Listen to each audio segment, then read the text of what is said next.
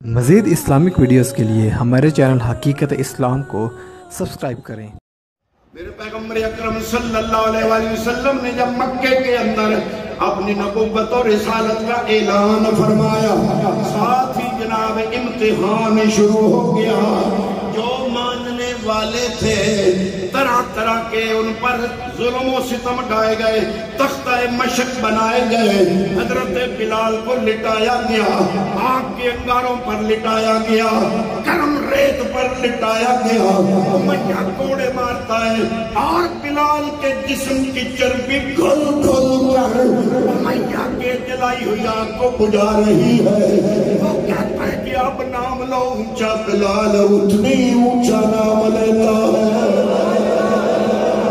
حضرت عمار ابن یاسر کو دیکھ لو، حضرت عمار ابن یاسر کی ماں اسلام کی پہلی شہیدہ خاتون ہے، جس کے ایک ٹانگ میں رسہ باندھا گیا اور وہ رسہ ایک اونٹ کے ساتھ باندھا گیا، پھر دوسری ٹانگ میں رسہ باندھ کر دوسرے اونٹ کے ساتھ باندھا گیا، دونوں اونٹوں کو مخالف سمت میں چلایا گیا۔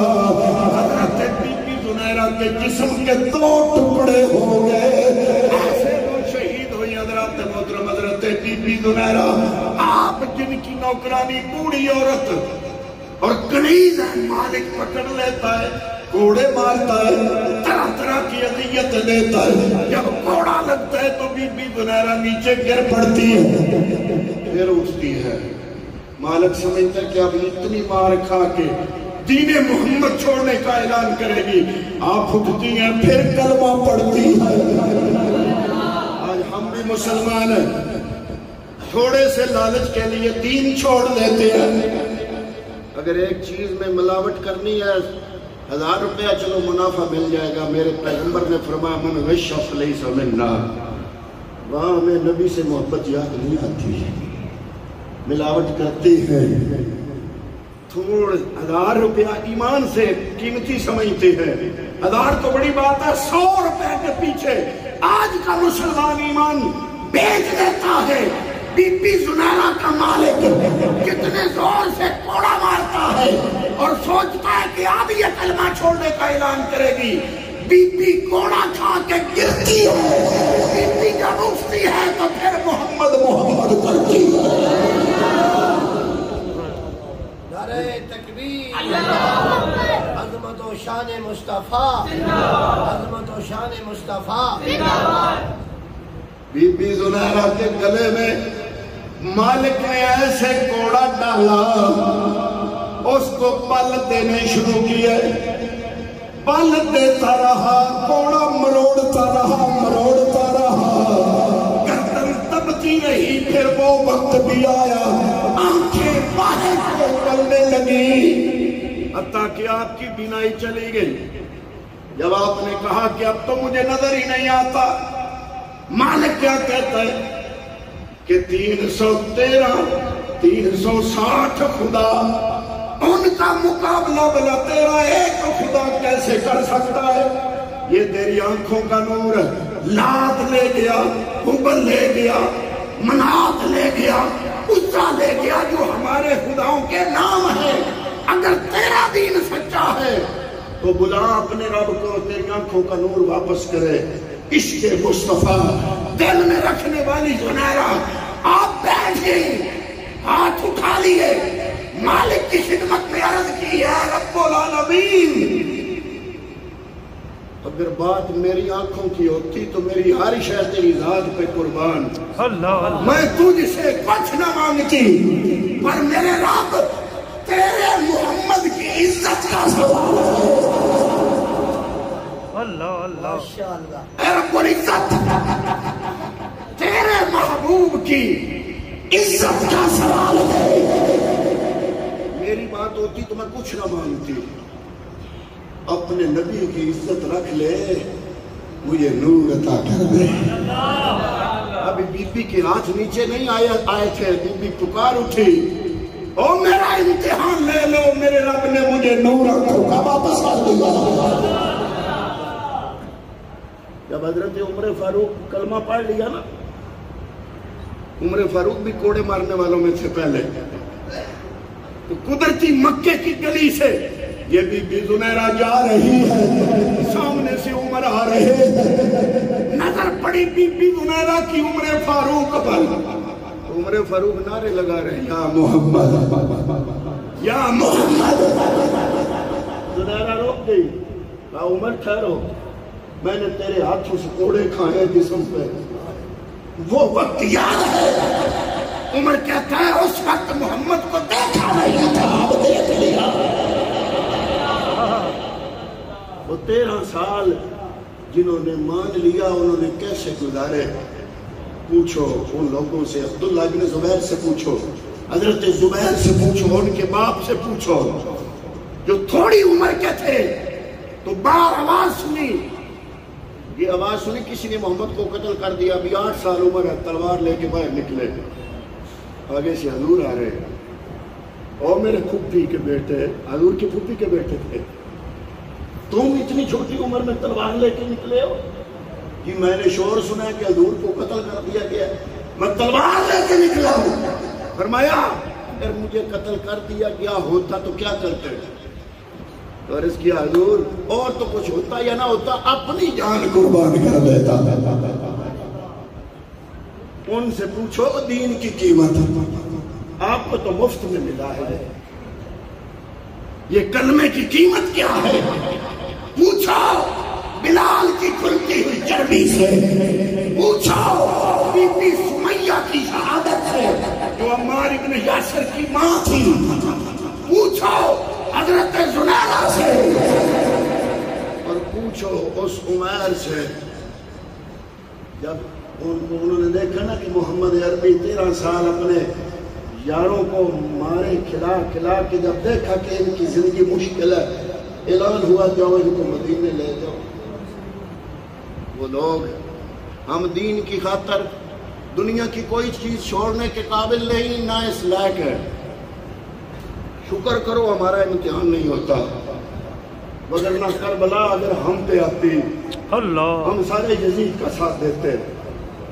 کربلا آج کے نوجوان پہ آتی جو ہر وقت موبائل کو لے کے یورپ اور یورپ کی تہذیب کو دیکھتا ہے، ان کا دل دادا ہے، اس کو پتہ ہی نہیں کہ اصل دولت کس کے پاس ہے۔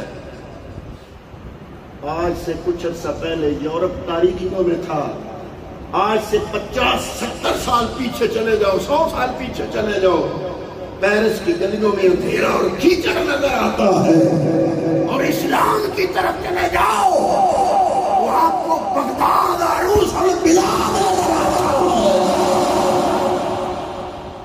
بغداد عروس البلاد نظر آئے گا۔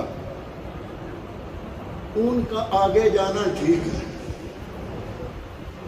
یورپ کا مغربی تہذیب کا آگے جانا اس لیے ٹھیک ہے کہ ان کے پیچھے کچھ نہیں، فرانس میں اندھیرا ہے، جنگلی زندگی ہے، یہ امریکہ، یہ 100 سال پیچھے چلے جاؤ ان کی حالت دیکھو، یہ جنگل کے جانوروں سے بدتر زندگی گزارتے تھے۔ اور 14 صدیاں پیچھے جاؤ، مدینے کی گلیاں منور نظر آئیں گی، کبھی قرطبہ چمکتا نظر آئے گا، کبھی بغداد چمکتا نظر آئے گا، کبھی کوفہ چمکتا نظر آئے گا۔ جب حضرت مولا کائنات کوفے لے کر گئے دارالخلافہ، لوگوں کا رجحان آپ کی وجہ سے کوفے ہو گئے، 20 ہزار علماء ایک سال میں پیدا ہوتے کوفہ سے، علم و عرفان کا مرکز بن گیا۔ حضرات محترم پیچھے جاؤ، پلٹ کے دیکھو تو صحیح، ہماری زندگی پیچھے جانے میں ہے، ان کی زندگی آگے جانے میں ہے، ان کے پیچھے شاید کوئی نہیں، ان کے پیچھے اندھیرا ہے، ان کے پیچھے بد تہذیبی ہے، ان کے پیچھے اخلاقیات اور حیات تار تار ہیں، اور ہمارے پیچھے ایک بی بی نکلتی ہے اپنے گھر سے اور مکے آتی ہے، ہزاروں میل کا سفر طے کر کے سونے سے لگی ہوئی اونٹ پر اکیلی بیٹھ کے آتی ہے، کوئی آنکھ اٹھا کے دیکھنا ہی دوبارہ نہیں کرتا۔ یہ ہے اسلام کا تابناک ماضی۔ مسلمان کہاں گیا تو؟ نبی سے تعلق ٹوٹنے کی وجہ ہے۔ نبی کے میلاد کا یہ مطلب نہیں کہ ربیع الاول آیا تو مسجد میں جلسہ کرا کے دیگ پکا کے تم سمجھو کہ میں نے دین کا کام مکمل کر دیا۔ جس نبی کا میلاد مناتے ہو اس نبی سے عشق بھی ایسے کرو جیسے قرآن کہتا ہے، فرمایا قل ان کان آباؤکم وابناؤکم واخوانکم وازواجکم وعشیرتکم واموال اقترفتموها وتجارۃ تخشون کسادها ومساکن ترضونها۔ 8 چیزیں گنوائی، تمہارے باپ، تمہاری ماں، تمہاری اولاد، تمہارے بھائی، تمہاری بیویاں، بیویوں کے شوہر، تمہارے رشتہ دار، ومساکن ترضونها، تمہارے سویٹ ہوم، تمہاری تجارت، وتجارۃ تخشون کسادها ومساکن ترضونها۔ 8 چیزیں گنوا کے فرمایا گیا 8 پلڑے میں رکھ لو۔ دوسرے پلڑے میں یا اللہ کیا رکھے؟ فرمایا احب الیکم من اللہ ورسولہ۔ دوسرے پلڑے میں اللہ اور اللہ کے رسول کی محبت رکھ لو، اور خبردار 8 چیزوں سے پیار کرو۔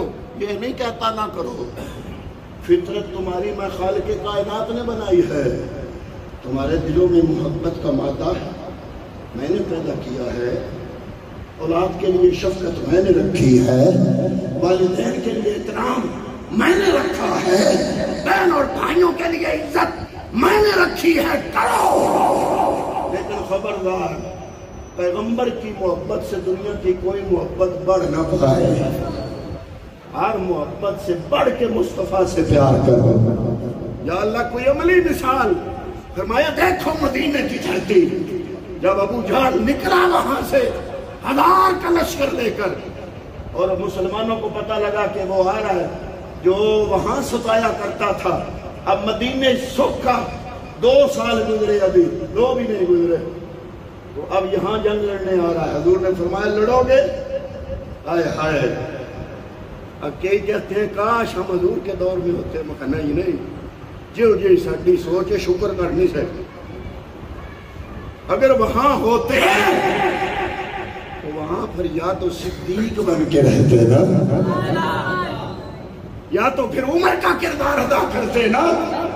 تو جو ہماری سوچ ہے، جو ابھی سے ہی یورپ سے خیرہ ہو چکی ہے، چندھیا چکی ہے، ہم اپنے آپ کو سمجھتے کچھ نہیں، دین کو سمجھتے کچھ نہیں، اپنی روایات کو سمجھتے کچھ نہیں، سب کچھ یورپ، سب کچھ انگریز۔ ہمارا نوجوان میٹرک کے بعد فوراً دعا کرواتا ہے کہ جناب ڈنکی لگا کے جانا ہے یورپ، ویسے ویزا بڑا مشکل ہے پہنچنا ہے وہاں پہ۔ میں نے کہا کبھی وہاں جاؤ نا تو وہاں صحابہ کے مزار ہے، وہ ڈنکی لگا کے نہیں گئے تھے، ایک ہاتھ میں تلوار تھی، ایک ہاتھ میں قرآن تھا۔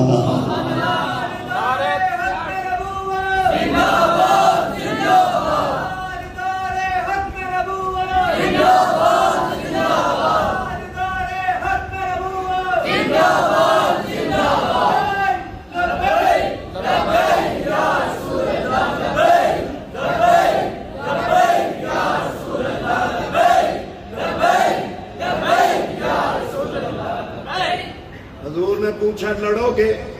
عرض کرتے ہیں حضور لڑیں گے۔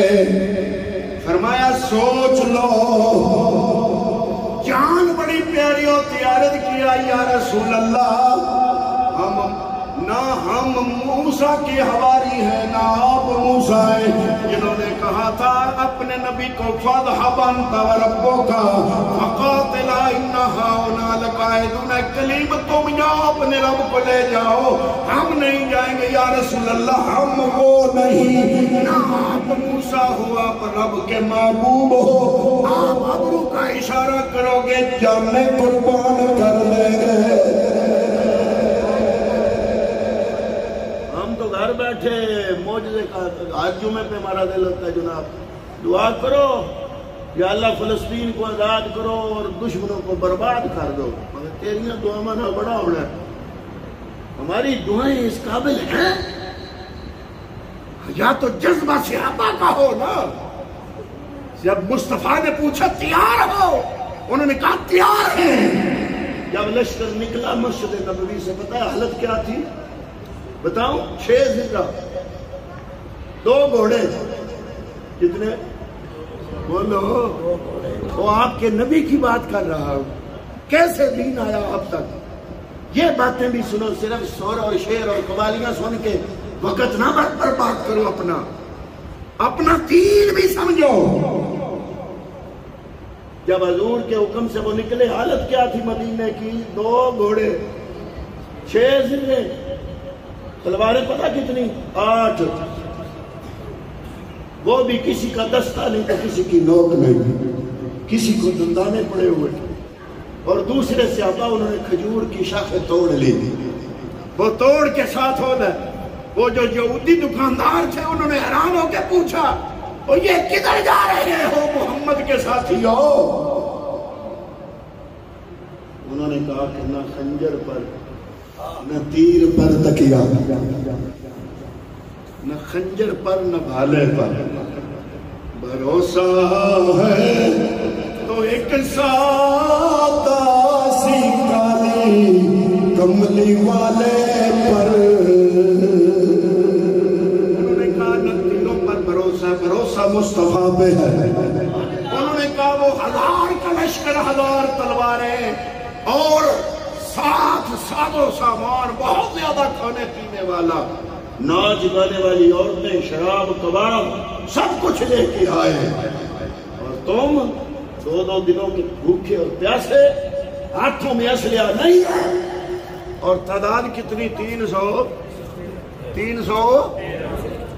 آپ اپنے آپ کو ہم تول لیں آج، اگر 1000 مقابلے میں آ جائیں، ہمارے ہاتھوں میں بھی کچھ نہ ہو اور لڑائی لڑنی پڑے، وہ بھی دین کے لیے، کتنے لوگ تیار ہوں گے؟ عشق کے دعوے تو ہم سب کے ہیں، لیکن نہیں، انہوں نے دعویٰ صرف نہیں کیا، انہوں نے کر کے دکھایا۔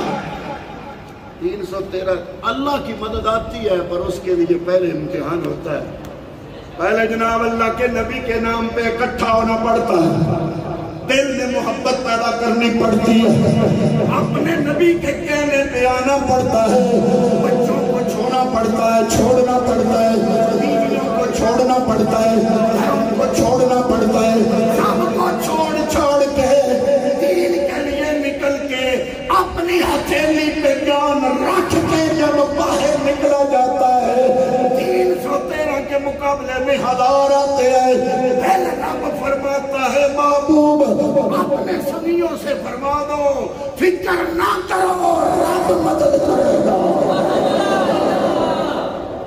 رب کی مدد آتی ہے، پر گھر بیڈ پہ بیٹھ کے نہیں، کچھ کیا جائے تب مدد آئی۔ آج بھی دنیا حیران ہے کہ مکے والے 1000، یہ 313، ادھر لشکر وہ اسلحہ کے انبار، ادھر 8 تلواریں، 6 زندے، 2 گھوڑے، ہاتھوں میں چھڑیاں، یہودی مذاق اڑا رہے ہیں اور جنگ لڑنے جا رہے ہیں، وہ بھی مکے کے سرداروں کے ساتھ۔ انہوں نے کہا آج یا ہم نہیں یا وہ نہیں۔ ابو جہل کا لشکر جب پہنچا تو اس نے عمیر کو جاسوس بنا کے بھیجا ہوا تھا کہ جاؤ مسلمانوں کے لشکر کی خبر لو۔ اس نے جا کے بتایا جناب وہ 2 دنوں سے بھوکے بھی ہیں، 8 تلواریں ہیں، 6 ذرے ہیں، پاس کچھ نہیں ہے۔ ابو جہل نے پتہ کیا کہا؟ ابو جہل نے کہا کہ جناب رسیاں کٹھی کرو، لڑائی شڑائی کوئی نہیں ہو رہی، رسیاں کٹھی کرو، ہم جائیں گے ان کو پکڑ کے باندھیں گے، ہم اپنے اونٹوں کے پیچھے گھسیٹ کے مکے میں آئیں گے۔ اس کا جواب عمیر نے دیا، اس کے جاسوس نے۔ اس نے کہا ابو جہل خبردار، تعداد ان کی واقعی تھوڑی ہے بھوکے، لیکن وہ بکھرے ہوئے سانپ ہیں، وہ اپنے مرنے سے پہلے 2 بندے تیرے لشکر کے لے کے جائیں گے۔ اگر وہ 313 ہیں تو تیرا لشکر برباد ہو جائے گا، وہ جو میں دیکھ کے آیا ہوں وہ گھوڑے اور اونٹوں پر جو بیٹھے اور جو پیدل آ رہے ہیں وہ بلائیں آ رہی ہیں، وہ بندے نہیں آ رہے ہیں۔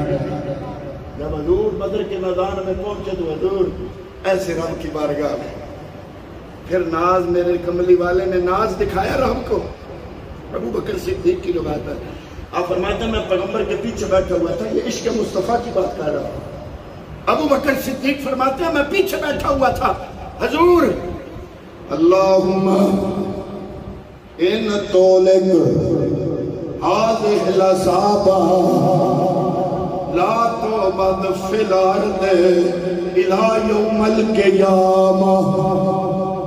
یا الہ العالمین، اگر یہ گروہ جو میں لایا ہوں، میرے نبی کا ناز دیکھو، جب کچھ کیا جائے تو ناز دکھانے میں مزہ آتا ہے، انہوں نے کیا تھا نا کچھ۔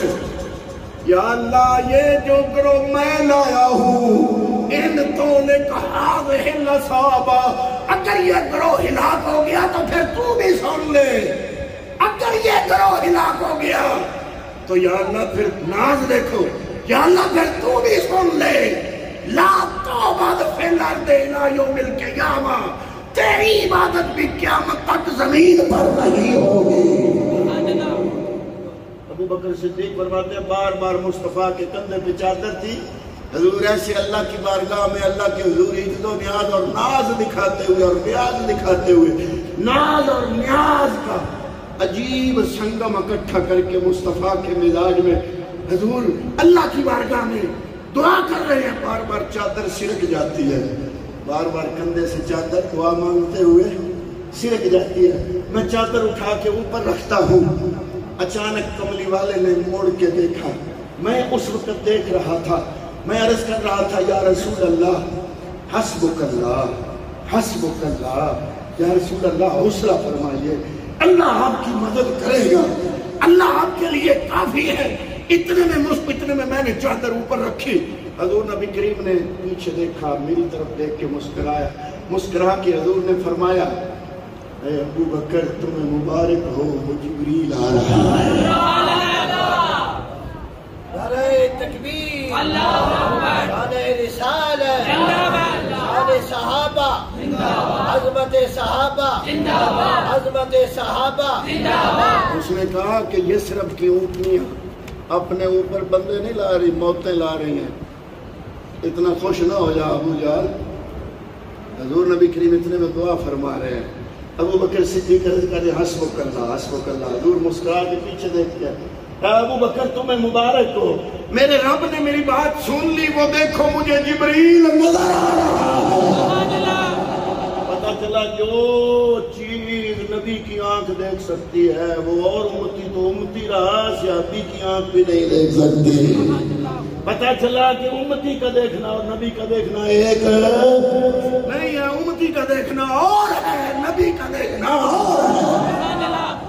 حضرات محترم حضور نبی کریم صلی اللہ تعالیٰ علیہ وسلم نے جب حضرت صدیق اکبر کو یہ فرمایا نا تو ابو بکر صدیق فرماتے ہیں کہ میں خوش ہوا، میں نے عرض کیا یا رسول اللہ کتنے آ رہے ہیں؟ فرمایا میرے رب نے 5000 فرشتے آسمان سے نازل فرمائے ہیں۔ اس لیے کئی صحابہ کی یہ روایت ملتی ہے، وہ کہتے ہیں کہ جب ہم بدر میں لڑ رہے تھے تلوار ہم اٹھاتے تھے تو دشمن کی گردن پہلے ہی اتر جاتی تھی، تو ہم حیران ہوتے تھے یہ گردن اتارنے والا کوئی نہیں، کون ہے؟ ابھی تو ہم نے تلوار اٹھائی ہے۔ جب حضور کی بارگاہ میں عرض کیا تو حضور نے فرمایا وہ میرا یار جبریل تھا۔ اللہ کی مدد آتی ہے، لیکن بندہ ابو بکر صدیق جیسا اسلام تو ثابت کر کے دکھائے۔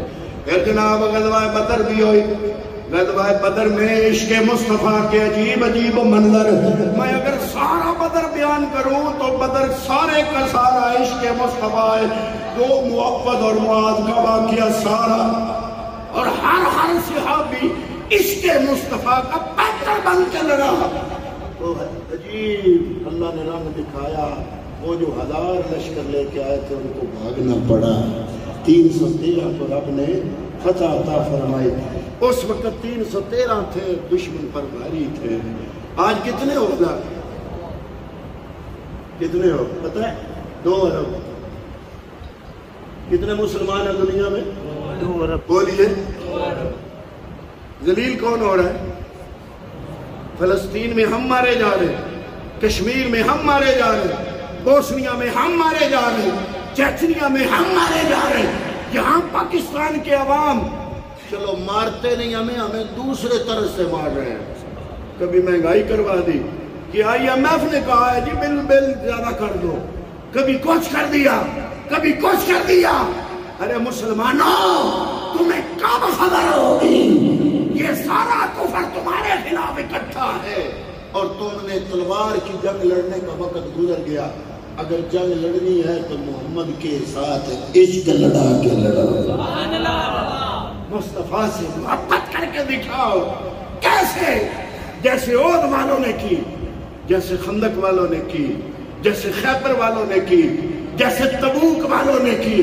یہ جتنی جنگیں ہوئی ایک ایک صحابی کا آپ زندگی اٹھا کے دیکھ لو، سیرت اٹھا کے دیکھ لو، میرے نبی سے انہوں نے عشق کر کے دکھایا۔ پھر وہ وقت آیا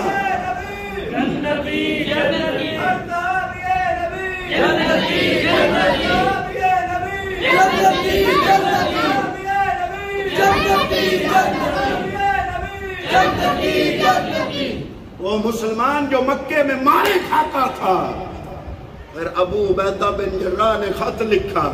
سننا میری بات، میں اپنے جو عنوان ہے اس کی طرف قدم بہ قدم بڑھ رہا ہوں بڑی جلدی سے۔ ابو عبیدہ بن جراح نے خط لکھا عمر فاروق کو، حضرت آ جاؤ بیت المقدس فتح ہو گیا ہے، لیکن ان کی خواہش یہ ہے کہ تمہارا جو سردار ہے نا خلیفہ، وہ آئے تو چابیاں میں تب دوں گا بیت المقدس کی۔ آپ تشریف لائیں، عمر فاروق ایک غلام اور ایک اونٹنی لے کر مدینے سے نکلے، 4 سپہ سالار، 4 سپہ سالار، حضرت ابو عبیدہ بن جراح اور 3 اور، وہ اکٹھے تھے وہاں پہ استقبال کرنے کے لیے عمر فاروق کا۔ جب دور سے دیکھا ایک اونٹنی ایک غلام ساتھ، باری باری کبھی آپ بیٹھتے اونٹنی پر، کبھی غلام کو بٹھاتے۔ جب یروشلم قریب آ رہا تھا، غلام عرض کرتا ہے حضور آپ اب اوپر بیٹھو، میں لگام تھام کے چلتا ہوں، اب یروشلم آ رہا ہے۔ وہ یہودی عیسائی دیکھ کے کیا کہیں گے؟ فرمایا نہیں، عمر عدل کرتا ہے، اگر تمہاری باری ہے نا اوپر بیٹھنے کی تم اوپر بیٹھو، میں اونٹنی کی مہار پکڑ کے چلوں گا۔ تو جب ابو عبیدہ بن جراح نے دیکھا ساتھ یہودیوں اور عیسائیوں کے نمائندے بھی آئے ہوئے تھے، انہوں نے جب دیکھا انہوں نے کہا ہم تو سمجھے تھے وہ قریش سردار بڑی شان والا ہوگا، اس سے تو خوبصورت وہ ہے جس نے لگام پکڑی ہوئی ہے، جو اوپر بیٹھا ہے وہ تو غلام نظر آ رہا ہے۔ ابو عبیدہ بن جراح نے کہا وہ جو اوپر بیٹھا ہے وہ ہے ہی غلام، اور جو لگام پکڑ کے چل رہا ہے وہ ہے ہی ہمارا آقا۔ اس نے کہا یہ کیسے ہو سکتا ہے؟ انہوں نے کہا ایسا ہی ہے، جو لگام پکڑ کے چل رہا ہے وہ امیر المومنین ہے، جو اونٹنی پہ بیٹھا ہے وہ ان کا غلام ہے۔ یہ نقشہ صرف دنیا میں اسلام پیش کرتا ہے۔ لوگوں اگر میں نے وقت پاس کرنا ہوتا 4 شعر ادھر سے ادھر سناتا، ادھر سے ادھر سناتا، مٹھی گرم کرتا چلا جاتا۔ یہاں درد ہے، درد دین کا، دین کے ساتھ وفا کرو، محمد عربی کے ساتھ محبت اور عشق وہ کرو جو صحابہ کرام رضوان اللہ تعالی علیہ مجمعین نے کر کے دکھائی، وہ ہے نہیں ہماری۔ نعرہ تکبیر، اللہ اکبر، نعرہ رسالت، نعرہ فاروق اعظم زندہ باد، نعرہ فاروق اعظم زندہ باد، نعرہ صحابہ زندہ باد، نعرہ صحابہ زندہ باد، نعرہ فاروق اعظم زندہ باد، نعرہ سیدنا صدیق اکبر زندہ باد، نعرہ سیدنا عمر فاروق زندہ باد، سیدنا عثمان ذی النورین زندہ باد، سیدنا علی المرتضی زندہ باد۔ ابو عبیدہ بن جراح قریب آیا، حضور ایک عرض کرنی ہے، کان قریب کریں۔ عمر فاروق فرماتے ہیں بتاؤ کیا کہنا چاہتے ہو؟ حضرت ابو عبیدہ بن جراح قریب آئے، عمر فاروق کے کانوں پہ منہ رکھ کے کہتے ہیں حضرت وہ عیسائیوں کے بڑے بڑے لوگ آپ کا استقبال کرنے آئے ہیں، یہ بڑے مہذب لوگ ہیں، بڑے بولو بولو یہ بڑے مہذب لوگ ہیں، اور آپ نے جو لباس پہنا ہوا ہے اس پہ 14 چیچڑے لگے ہوئے ہیں، 14 ٹاکیاں لگی ہوئی ہیں، لباس بدل کے آؤ۔ عمر فاروق نے عبیدہ بن جراح کو قریب بلایا، جب قریب آئے تو ان کے گلے میں بازو ڈالے، بازو ڈال کے عمر فاروق رو پڑے۔ انہوں نے کہا انصاف سے بتاؤ عمر کی یہ عزت لباس کی وجہ سے ہے یا محمد کی غلامی کی وجہ سے ہے؟ اگر یہ عزت عمر کو محمد عربی کی غلامی نے دی ہے تو میں نے لباس کی طرف جو توجہ کرنی ہے وہ غلامی کی طرف کروں گا، غلامی کو مخلص بناؤں گا، عشق مصطفیٰ کو ستھرا بناؤں گا۔ حضرت عمر فاروق جب اس طرح جلوس بنا کے بیت المقدس میں گئے، آپ نے آواز دی آئین البلال، آئین البلال۔ بلال اس وقت بوڑھے ہو چکے تھے لیکن تھے، حاضر ہو گیا حضور امیر المومنین حکم فرمایا آج وہ اذان دو نا جو مصطفیٰ کی خدمت میں بیٹھ کے دیا کرتے تھے۔ بلال منارے پہ چڑھ گئے، پہلی اذان اسلام کی جو بیت المقدس میں ہوئی، جو یہودیوں کے قبضے میں تھا، عمر فاروق کے دور میں محمد عربی کے سچے عاشقوں نے یہودیوں سے لیا، اس پہ پہلی اذان عمر فاروق نے دلوائی۔ بلال نے اللہ اکبر اللہ اکبر، جب بیت المقدس میں آواز بلند کی تو لہجہ وہی تھا مدینے والا، آواز وہی تھی، مجمع صحابہ کا تھا، چیخیں نکل گئی، کوئی آنکھ ایسی نہیں تھی کہ رو نہیں رہی تھی، مصطفیٰ کا عشق تھا، وہ صرف منظر نظر آیا تو رو پڑے۔ عمر فاروق جب واپس جا رہے تھے نا، جب میدان میں تیامہ سے گزرے نا، تیامہ ایک میدان ہے، جب واپس گزرے نا مدینے جا رہے تھے بیت المقدس فتح کرنے کے بعد، تو وہاں رک گئے۔ جب رکے غلام صاحب تھا، رکیا دور کیوں؟ عمر فاروق کی چیخ نکل گئے، عمر فاروق ٹھائی مار کے رونے لگ گئے۔ اب غلام پوچھتے ہیں حضرت اب کیا ہوا؟ عمر فاروق نے فرمایا یہ تیامہ کا میدان اس نے مجھے میرا بچپن یاد کرایا۔ عرض کیا حضور کیسے؟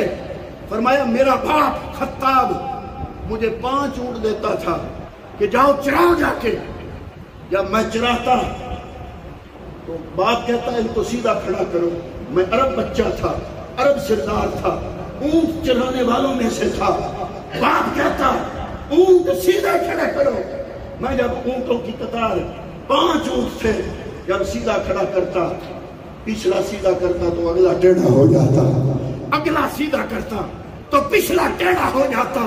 آج مجھے یاد آیا اے میدان تہامہ، کیا یہ وہی عمر ہے جو تجھ میں 5 اونٹ ایک قطار میں کھڑا نہیں کر سکتا تھا؟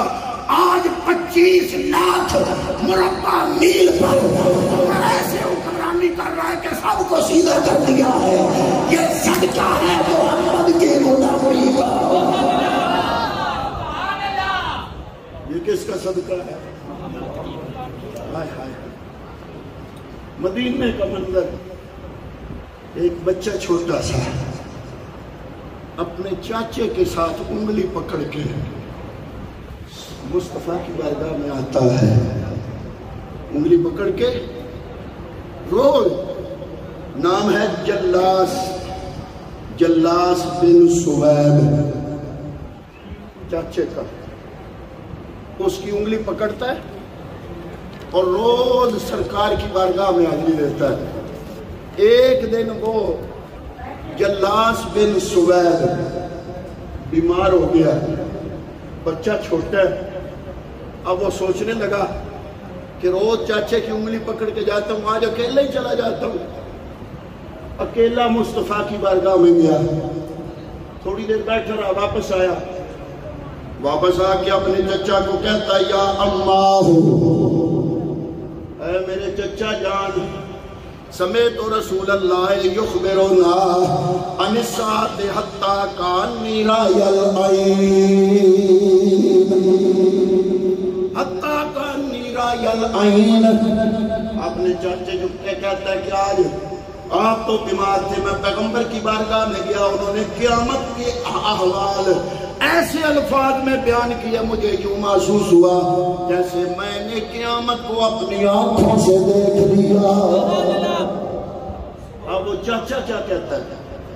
چاچا کہتا ہے واللہ، نقل کفر نواشر، چاچا کہتا ہے واللہ لو کان محمد صادقا لنحن شر من الحمیر، اگر محمد سچا ہو تو ہم گدھوں سے بھی بدتر ہیں. استغفر اللہ، نقل کفر نواشر. مطلب کیا کہ محمد جھوٹا ہے. استغفر اللہ، نعوذ باللہ. جب وہ بھتیجے نے دیکھا، بچے نے دیکھا کہ وہ چاچا جو روز مجھے لے کے مصطفیٰ کی بارگاہ میں جاتا تھا، یہ اندر سے کیسا نکلا. میں نے کہا کہ میں مصطفیٰ سے سن کے آیا ہوں، یوں محسوس ہوتا ہے جہنم میرے سامنے، قیامت میرے سامنے. اب چاچا کہتا ہے کہ اگر محمد سچا ہے تو ہم گدھوں سے بھی بدتر ہے، یعنی کہ وہ سچا استغفر اللہ نہیں ہے. تو بچہ کیا کہتا ہے واللہ،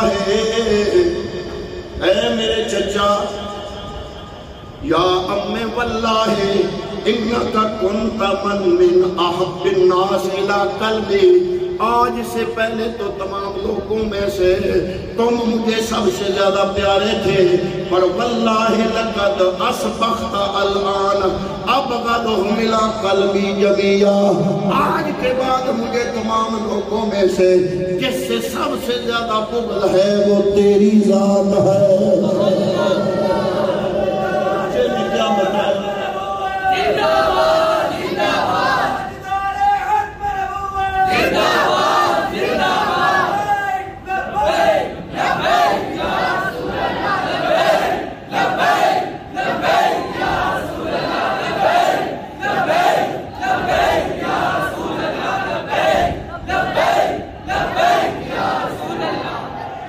اب چاچا کیا کہتا ہے؟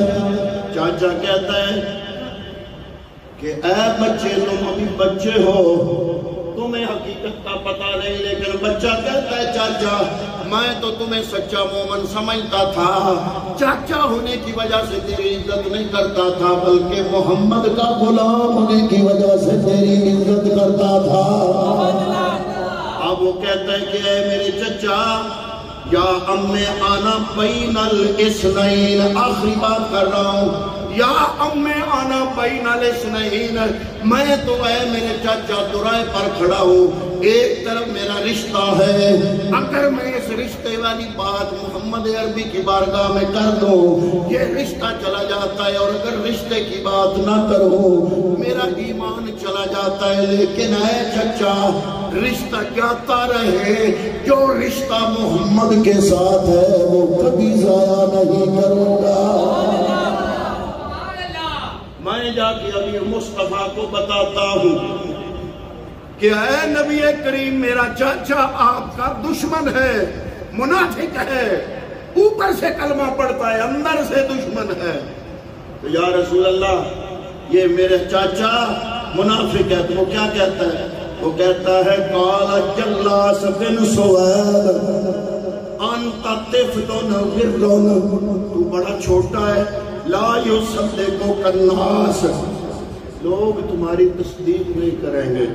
فقل ما شئت، جو مرضی جا کے کہتے ہیں، لوگ تمہاری تصدیق نہیں کریں گے. لیکن بچہ حضور کی بارگاہ میں آ گیا، آ کے عرض کیا یا رسول اللہ، الجلاس بن سوید خان اللہ ورسولہ وہو امی، یا رسول اللہ میرا چچا جلاس بن سوید اللہ اور اللہ کے رسول سے خیانت کر رہا ہے، اس نے یہ بات کی ہے۔